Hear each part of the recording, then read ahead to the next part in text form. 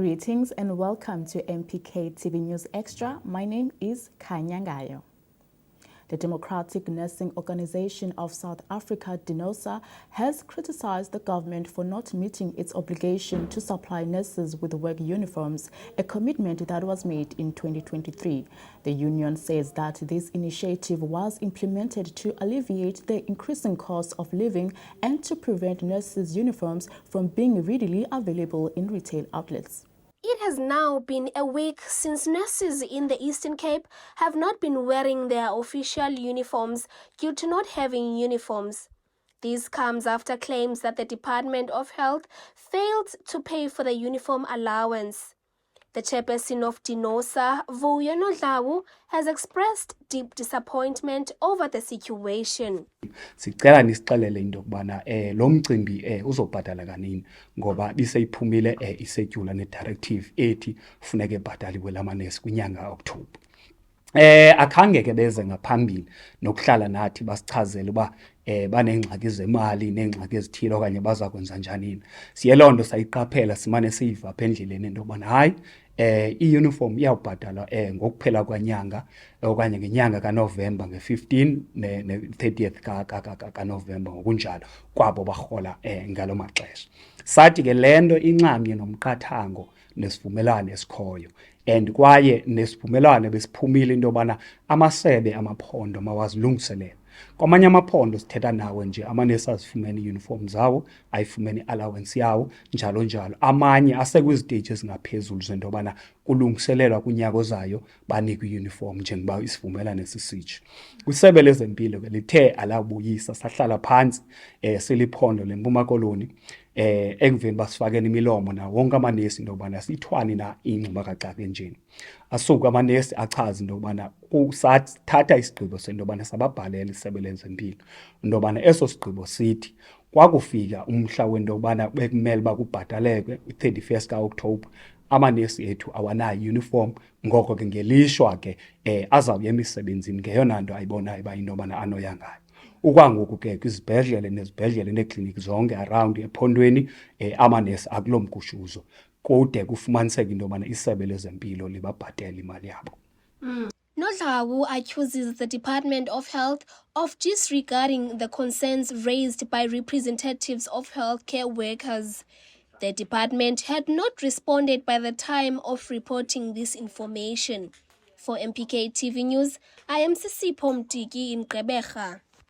Residents of Ward 13 in East London who were evicted by the city municipality and the Department of Human Settlements on the 16th of last month don't have houses to stay in. The residents were accused of illegally occupying the subsidized houses.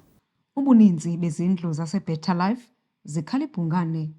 Abo bebehlala kuzo ngaphambili bakhutshwa ngaphandle kule nyanga iphelileyo ngumasipala uMbaxa eBuffalo City kunye nesebe lokuhlaliswa koluntu ngezityholo zokungena ngokungekho mthethweni kuzo. Ukanti zimbalwa kwezi zindlu zihleli abanikazi bazo abasemthethweni. UNokhanyo Mema uthi uchulumancile kokuba sendlwini yakhe emva kokulinda ixesha elide ukuba ade angene kuyo. Ndivuya kakhulu wena sisi ungena apha kwezi zindlu. Sivuya kakhulu ngoba kaloku besingakwazi ungena apha kukho abantu bebengene ezindlini zethu. Si-owna ngoku izindlu zethu, siyavuya kakhulu. Sineminyaka mininzi iminyaka, andiyazi uba inoba mingabi na mininzi kodwa iminyaka besiyihlala apha silinde ezi zindlu zethu naba bantu bengaphumi ezindlini zethu. Omnye umhlalo selekhulile uNomisile Keli uthi beselencamile ukuba ngaze ayifumane indlu yakhe. Mntanam ndiyabulela ekugqibeleni besendincamile bendiqoma ndizawufumana ndingakhange ndiyifumane. Silwile impela ngezinto kudala sisilwa lezi zindlu siphatha leqwa kule chicken farm kodwa kuThixo wenza icebo sigadwe yisecurity elapha ubusuku nemini yajikeleza kuba kaloku asinamacango asinantoni. Ndithuthi ke siyabulela ke mntanam, kumnandi ke ngoku sihleli kamnandi. Namhlanje kuphele iintsuku ezili-16 bakhutshwa abahlali ababengene kuzo ngetshova.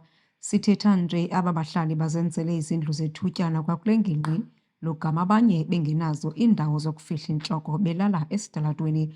Bathi bafuna iinkonzo zophuhliso. Umlawuli weziko lamalungelo oluntu Machaya Maki ulikhuphe latsola elithi ayikho mthethweni indlela aba bahlali abakhutshwe ngayo. Indlela abakhutshwe ngayo i-unlawful. Bakhutshwa zii-red ends at gunpoint without the necessary court order.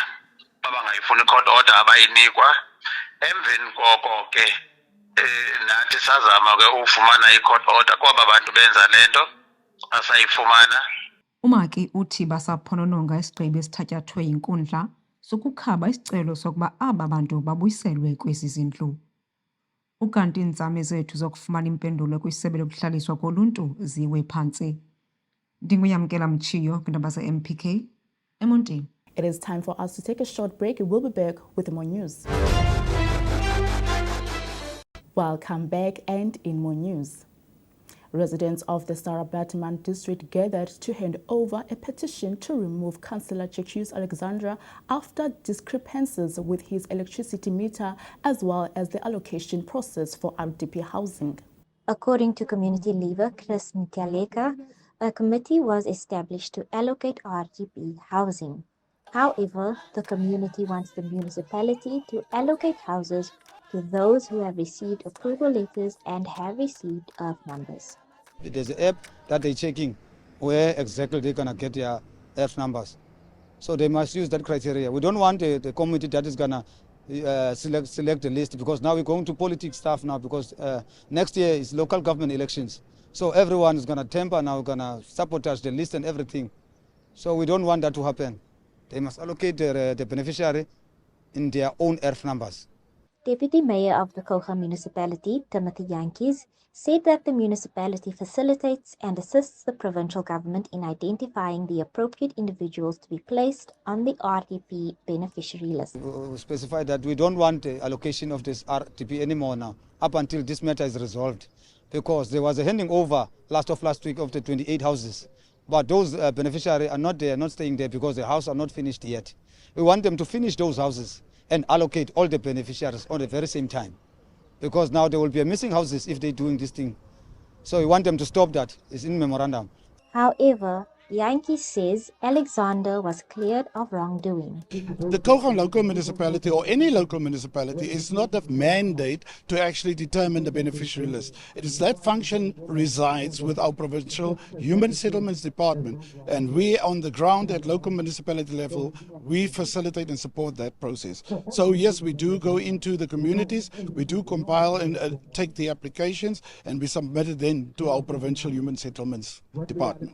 Community members are struggling under the weight of hefty water and electricity fines. They want the municipalities to collaborate with them to work through these fines.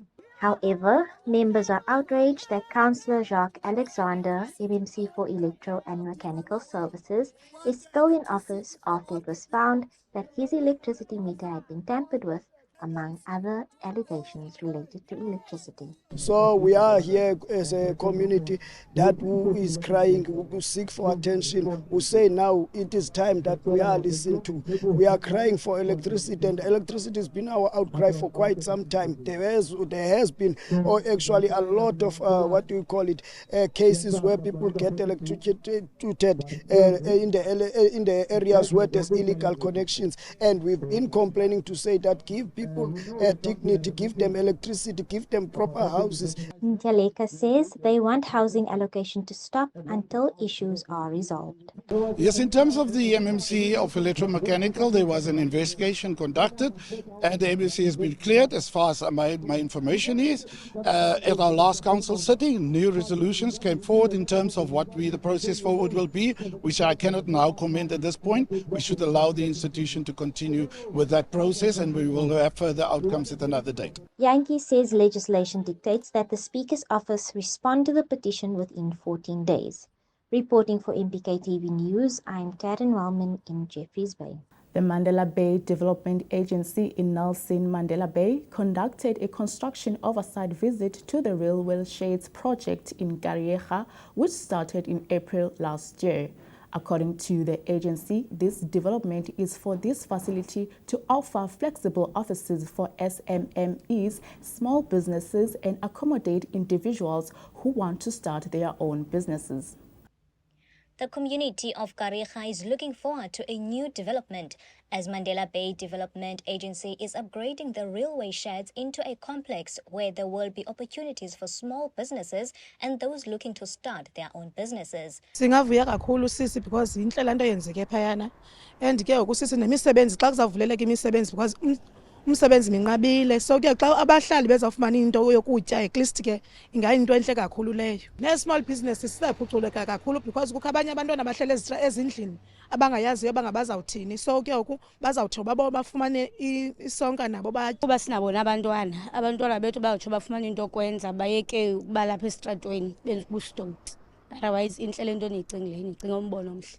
The agency's Chief Executive Officer Anele Qaba says the center will also have a heritage exhibition which will attract tourists and will connect directly with the Nelson Mandela Bay Science and Technology Center situated next to the center. Umsebenzi wenziwayo apha uzawukhawuleza nje ugqitywe singxamele ukwenza sure into yoba abantu balapha eTinarha baqalise uxhamla kule project sayiqalayo.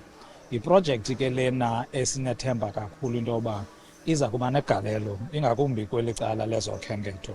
Uyakhumbula ke ukuba apha eTinarha bekungekho holo lokwenza izinto zemibukiso ii-exhibitions njengoba sinayo sasiyenzile le isebhaye kuthiwa yi-tramways. Apha abantu xa befuna uba nento bafuna uzenza noba yimingcwabo noba zii-exhibitions baye bakwazi uba bebe nespace sozenzo zezinto. Uyakhumbula ke eza events ziyacontributa kakhulu kwi-business events which is tourism industry.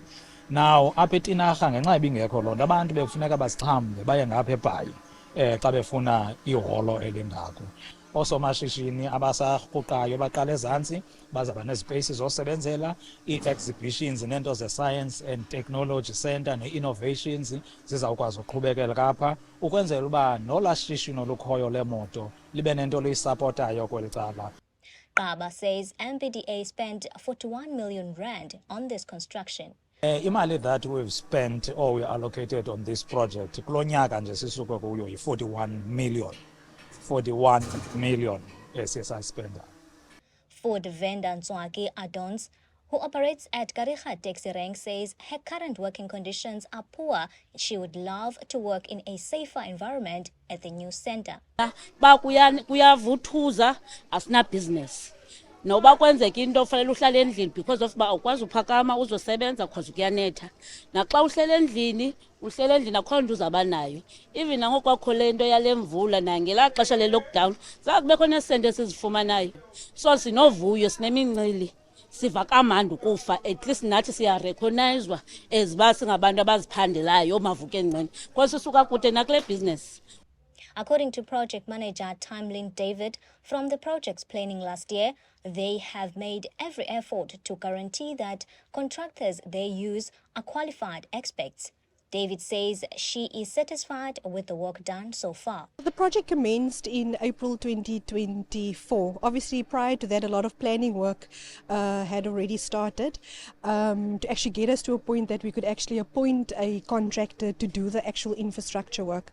As I've mentioned earlier, we've also got a professional team that supports the contractor.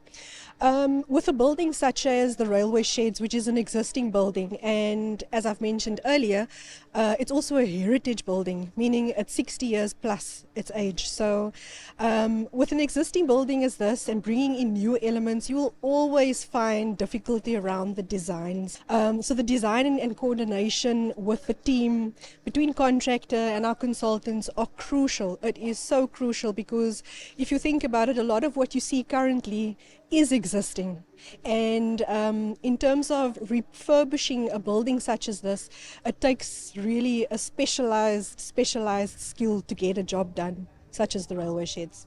The centre is expected to open on the 18th of January 2026. Reporting for MPK TV News, I am Jessica Bobo in Gariga. It is time for us to take another short break. We'll be back with sports news. Welcome back, and in sports news, The Saints football field in Gqeberha hosted a workshop on how to open and register football academies and the requirements involved. Amajita coach Raymond Mdaga talks about the importance of football development in South Africa.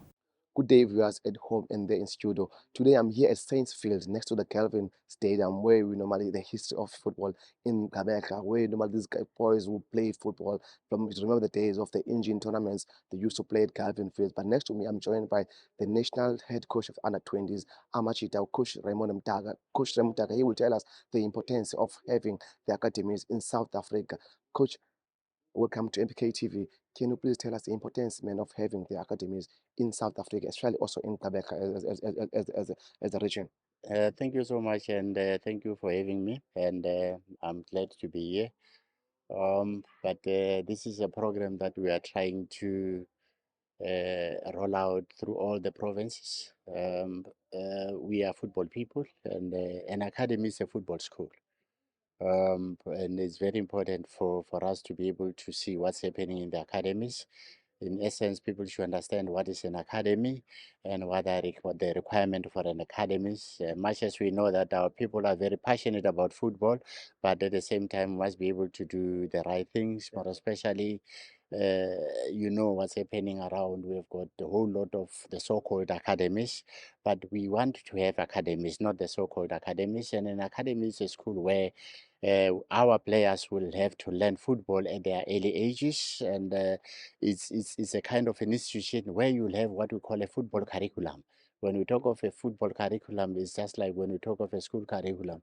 And for us to be justify and verify and say this is an academy, it means we need to see the programs, we need to see the fields, we need to see all the whatever is required for a football player to be able to develop properly in that kind of a setup. Not going into what we are seeing now, where you find an academy that does not even have a field.